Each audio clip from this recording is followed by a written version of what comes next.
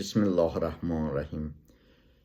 Biz insanlar dünya barəsində ayrı-ayrı müxtəlif fikirlərə malik olan kəslərik.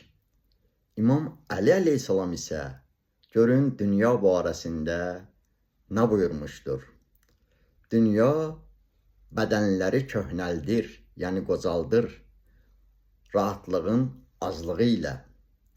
Arzuları yeniləşdirir öz gərdişi ilə, ölümü yaxınlaşdırır və ölümün yaxınlaşması ilə arzuları uzaqlaşdırır.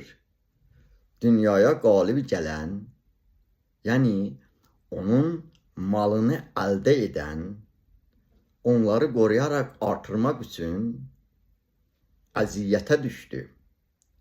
Onu tapmayan isə malik olmadığı üçün çətinliyə duçar oldu. Xülasə,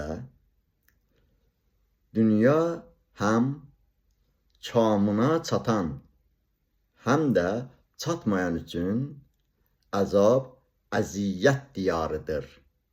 Buna görə də ağlı olan kəs, ağlı olan adam ona ürək bağlamaz və aldanmaz.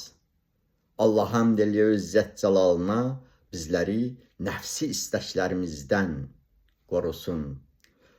Həm bu dünyada, həm axirətdə Peyğəmbər sallallahu aleyhi və səlləmin və onun pak əhl-i beytinin şəfaətindən bizləri əskik etməsin, məhrum etməsin inşallah.